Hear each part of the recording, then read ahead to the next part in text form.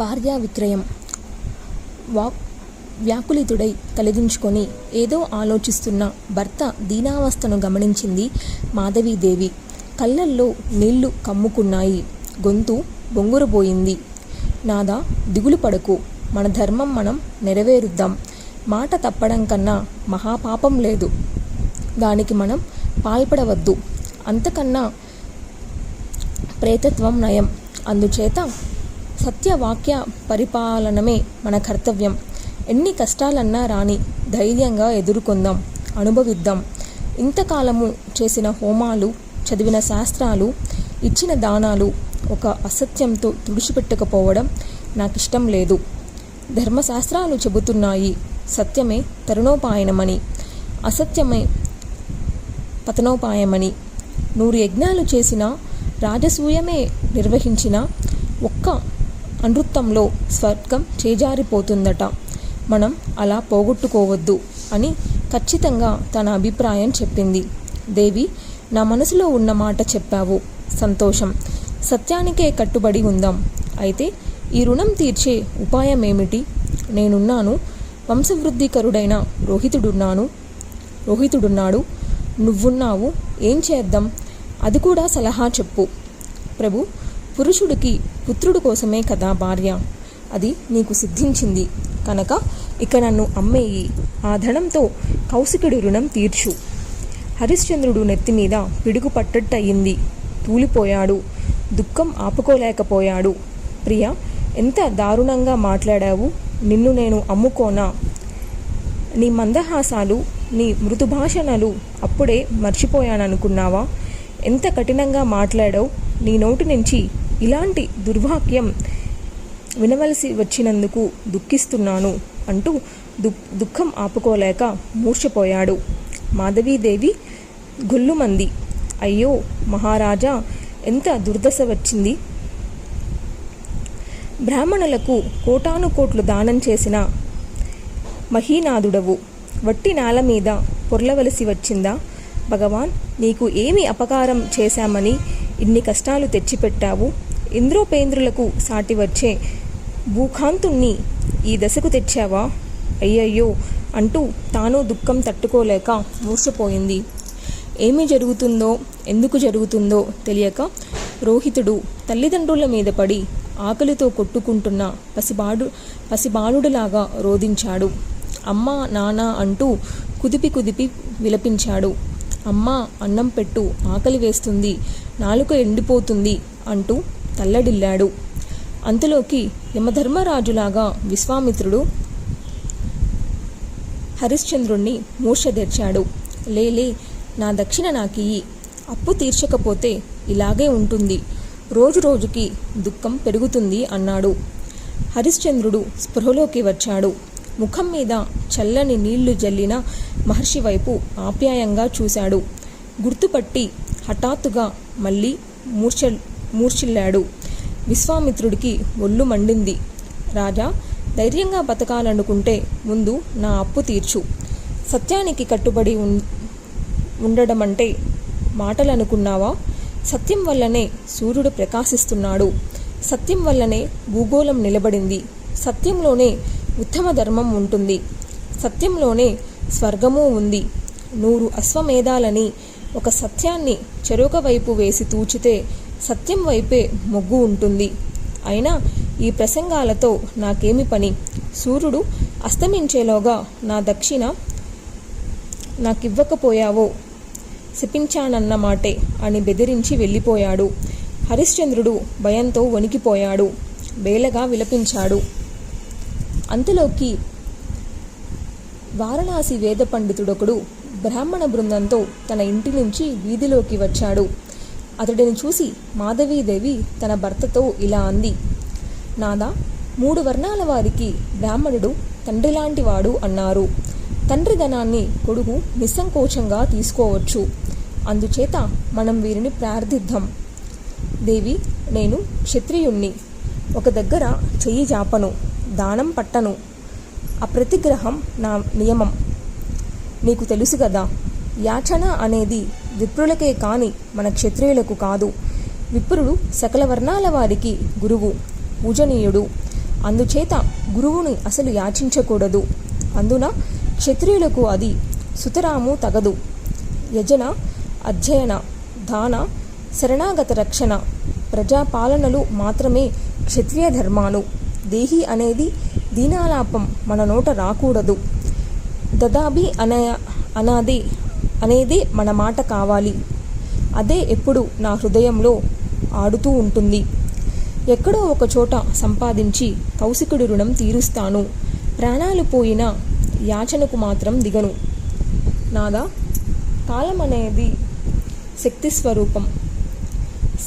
సమస్థితిని, విషమస్థితిని కలిగిస్తుంటుంది.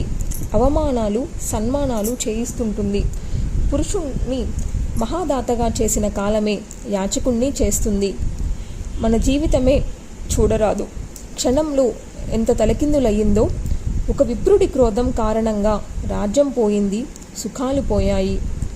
దేవి కత్తిపుచ్చుకొని నా నాలుకను నిలువులా చీరినా సరే అభిమానం చంపుకొని దేహీ దేహీ అని మాత్రం అననుగాక అనను. నేను క్షత్రియుణ్ణి, ఎవరిని ఏది యాచించను. భుజబలంతో సంపాదించి మరొకరికి ఇంత ఇస్తాను. విభు, యాచనలకు నీ మనసు అంగీకరించకపోతే పోని, మరొక పని చెయ్యి. ఇంద్రాది దేవతలు న్యాయంగా నన్ను నీకు సమర్పించారు. నేను ముమ్మాటికి నీ సొత్తును. నా రక్షణ, పోషణ, శాసన భారాలన్నీ నీవే. అందుచేత నన్ను అమ్మేసి ఆ డబ్బుతో రుణం తీర్చు. ఆ మాట వింటూనే హరిశ్చంద్రుడు కష్టం కష్టం అంటూ విలపించాడు. అయినా ఈసారి మాధవీదేవి ధైర్యం కోల్పోలేదు, వదలలేదు. నాదా, నా మాట విను, కాదనకు. అట్టే వ్యవధి లేదు. సూర్యాస్తమయము గడువు. విప్రశాపాగ్నిలో దహించకపోయి నీచత్వం పొందకు. నన్ను అమ్ముతున్నది జూదం కోసం కాదు, మద్యం కోసం కాదు, రాజ్యం కోసం కాదు, భోగం కోసం కాదు, గురు రుణం తీర్చడానికి, సత్యవ్రతం సఫలం చేసుకోవడానికి. కాబట్టి కించపడవలసింది లేకపోగా ఇది గర్వించదగిన అంశం. దయచేసి నా మాట ఆలకించు. నన్ను ఎవరికన్నా అమ్మేయి. ఇలా మాధవీదేవి పోరగా కడకప్పటికి గతిలేక హరిశ్చంద్రుడు అంగీకరించాడు. సరే దేవి, నిన్ను అమ్మేస్తాను. కఠినాతి కఠినుణ్ణి, నాకు దిగులేమిటి? నీచాతి నీచులు కూడా చేయని పనికి సిద్ధమవుతున్నాను. నాకు సిగ్గేమిటి? అంటూనే రెక్క పట్టుకొని భార్యను చరచరా తీసుకువెళ్ళి వీధి మొగ్గులో ఒక అరుగు మీద నిలబడ్డాడు. జీరుబోయిన గొంతుతో నలుగురికి వినిపించేటట్టు అరిచాడు. ఓ నాగరకులారా, అందరూ వినండి. ఈవిడ నా భార్య, ప్రాణాల కన్నా ప్రీతిపాత్రురాలు. మీలో ఎవరికైనా దాసి అవసరమైతే చెప్పండి, ఈమెను అమ్మేస్తాను. త్వరపడండి. అత్యవసరంగా నాకు ధనం కావాలి. అట్టే వ్యవధి లేదు. ఈ మాటలకు ఆ పండితులు నిశ్చేష్టులయ్యారు. ఎవడెవరా నువ్వు? కట్టుకున్న దాన్ని అమ్ముకుంటున్నావు అని నిష్ఠూరంగా ప్రశ్నించారు. ఎవడినా ఆ మాట అడగాల? నేనొక నీచుణ్ణి, అవమానుణ్ణి, కాదంటే కఠినాత్ముణ్ణి. అందుకే ఈ పాపం చేస్తున్నాను. మీకు కావాలంటే కొనుక్కోండి. హరిశ్చంద్రుడు ఇలా పలుకుతూనే ఉన్నాడు, ఏడుస్తూనే ఉన్నాడు. ఆ బ్రాహ్మణులలో వృద్ధ రూపంలో ఉన్న విశ్వామిత్రుడు తక్కిన వారిని తోసుకుంటూ ముందుకు వచ్చాడు. అయితే నేను కొంటాను. మా ఇంటి పనికి దాసి అవసరం. నా ఇల్లాలు సుకుమారి, చేసుకోలేకపోతుంది. నా దగ్గర పుష్కలంగా ధనం ఉంది, ఇస్తాను. ఎంతకి అమ్ముతావో చెప్పు. హరిశ్చంద్రుడు హృదయం ముక్కలయ్యింది. దుఃఖం పొంగి పొర్లింది. కూలబడి మోకాళ్ళలో తల కూర్చుకొని నెత్తి కొట్టుకుంటూ కుమిలిపోయాడు. బదులు పలకలేకపోయాడు, ధర చెప్పలేకపోయాడు. అబ్బాయి, సంశయించకు. నీ భార్య పయరూప శీలాలకు మా ఇంటిలో చేయబోయే చాకిరికి అనురూపంగా బాగా ఆలోచించుకొని కావాల్సినంత విత్తం అడుగు. బేరమాడకుండా ఇచ్చేస్తాను, తీసుకో. స్త్రీలు పురుషులకు ధనమని ధర్మశాస్త్రాలలో ఉన్నదే. ఇందులో శంకించవలసింది ఏమీ లేదు. 32 లక్షణాలు కలిగి సమర్థురాలై శీల గుణాన్వితి అయిన స్త్రీకి ధర 1,000,000 సువర్ణంటకాలు. అదే పురుషుడైతే అర్బధం అనగా 10 కోట్లు. వృద్ధ బ్రాహ్మణ రూపంలో ఉన్న కౌశికుడు ఇలా ఏదేదో మాట్లాడుతూనే ఉన్నాడు. హరిశ్చంద్రుడు బదులు పలకలేదు. ధర చెప్పలేక కుమిలిపోతున్నాడు. బ్రాహ్మణుడు సాహసించి అతడి ముందు వల్కలం వరిచాడు. 1,000,000 బంగారు నాణాలు రాసిపోశాడు. మాధవీదేవిని కొప్పపట్టి ఈడ్చుకుపోయాడు. బ్రాహ్మణోత్తమ, ఒకసారి విడిచిపెట్టు. కన్న బిడ్డడిని కల్లారా చూసుకొని వస్తాను. మళ్ళీ ఎన్నాళ్లకు చూస్తానో, చూడగలనో లేదో. నాయనా చూడు, దాసినై వెళ్ళిపోతున్నాను. వద్దు వద్దు, నన్ను తాకకు, నేను దాసిని, అస్పృశ్యను. రోహితుడు అమ్మా అంటూ వెంటబడ్డాడు. పడుతూ లేస్తూ కూడా వస్తున్నాడు. వృద్ధుడు కసురుతున్నా ఆగటం లేదు. అమ్మ చెంగు అందితే చెంగు, చీర అంచు అందితే అంచు పట్టుకుంటున్నాడు. వెళ్ళిపో అని తల్లి వారిస్తున్నా వినడం లేదు. బ్రాహ్మణుడు ఒక్కటి చరిచి వెనక్కి నెట్టేశాడు. అప్పుడు మాధవీదేవి దుఃఖం నిలుపుకుంటూ, విప్రవర్య, కాసింత దయ చూపించు. వీడిని కూడా కొనేసుకో. వీడు లేకుండా నన్ను కొనుక్కున్నా మీ ఇంటిలో మనస్ఫూర్తిగా పనిచేయలేను. ఈ పాటి అనుగ్రహించు అని అభ్యర్థించింది. విశ్వామిత్రుడు అనగా బుద్ధ బ్రాహ్మణ రూపంలో ఉన్న ఆయన అంగీకరించాడు. స్త్రీ పురుషులకు ధరలు ధర్మశాస్త్రాలు ఏనాడో నిర్ణయించాయి. కొందరు 100, కొందరు 1000, కొందరు 1,00,000, కొందరు 1,00,00,000 సువర్ణంటకాలు నిశ్చయించారు. ఇది స్త్రీల ధర. అదే పురుషుడైతే అర్బుదం అన్నారు. కనుక నీ నిమిత్తం కడపటి అంకె 1,00,00,000 సువర్ణంటకాలు అక్కడ పోశాను. వీడు మగవాడు కనుక అద్భుతం సువర్నిష్కాలు పోస్తున్నాను అంటూ హరిశ్చంద్రుడు ముందు మరో వల్కలం పరిచి బంగారు నాణాలు పోశాడు. తల్లిని బిడ్డను కలిపి కట్టి ఇక పదండి అన్నాడు. మాధవీదేవి హరిశ్చంద్రుడికి ప్రదక్షిణం చేసింది. మోకాళ్ళు నేలకు ఆంచి ఎదురుగా కూర్చుంది.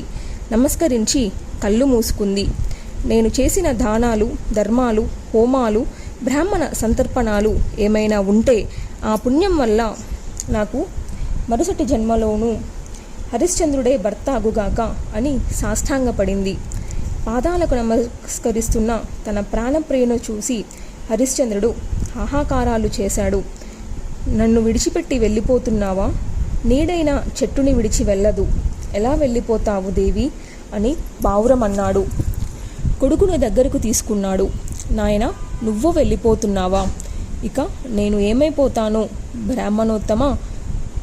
రాజ్యాన్ని కౌశికుడికి దారపోసినప్పుడు కానీ, అడవుల్లో అగచాట్లు పడనప్పుడు కానీ ఏమీ బాధ అనిపించలేదు.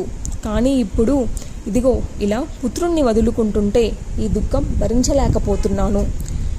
లోకంలో భర్తలందరూ భార్యలను సంతోషపెడతారు, బంగారు ఆభరణాలు అలంకరిస్తారు. మరి నేను నిన్ను దుఃఖంలో ముంచేశాను. సువర్ణంటకాల కోసం అమ్మేశాను.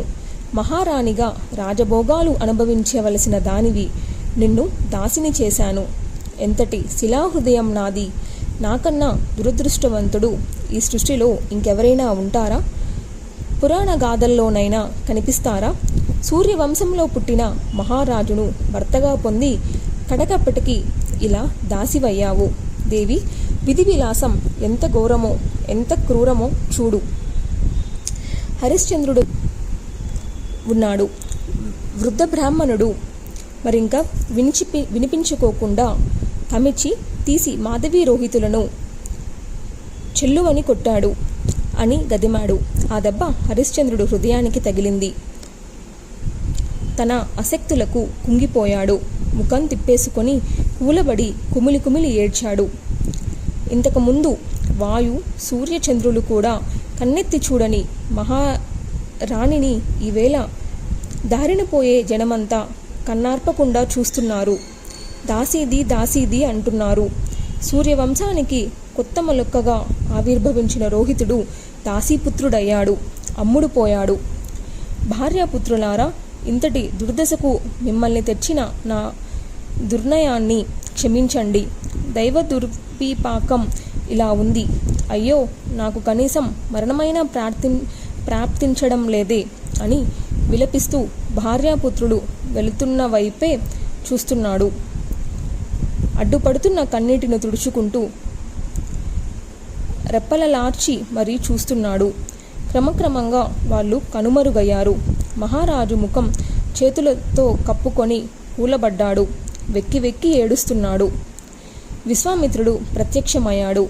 ఈసారి శిష్యగణంతో సహా విచ్చేశాడు. దక్షిణ అన్నాడు. హరిశ్చంద్రుడు తన ముందున్న బంగారు నాణేల రాశిని స్వీకరించమన్నాడు. దీన్ని ఎలా సంపాదించావో ముందు చెప్పు అని నిలదీశాడు కౌశికుడు. పరమ పవిత్రుడా విశ్వామిత్రుడా, అదంతా నీకు చెప్పి ఏమిటి ప్రయోజనం? అనవసరంగా నువ్వు దుఃఖించవలసి వస్తుంది. హరిశ్చంద్ర, అక్రమంగా ఆర్జించిన అపవిత్ర ధనమైతే నేను దీన్ని ముట్టను. ప్రశస్తమైతేనే స్వీకరిస్తాను. అందుకోసం అడుగుతున్నాను. ఎలా సంపాదించావో చెప్పు. మహర్షి, నా భార్యను 1,000,000 నిష్కాలకు అమ్మేశాను. పుత్రుణ్ణి అర్బుధ నిష్కాలకు విక్రయించాను. ఇవిగో మొత్తం 11 కోట్లు సువర్ణంటకాలు. స్వీకరించు. హే రాజన్, స్వీకరించు అంటున్నావు. బోడి 11 కోట్ల చిల్లర నాణాలు 2.5 బారువు లవుతాయనుకుంటున్నావా? నువ్వు ఇస్తానన్న దక్షిణ ఎంతో మర్చిపోయావా?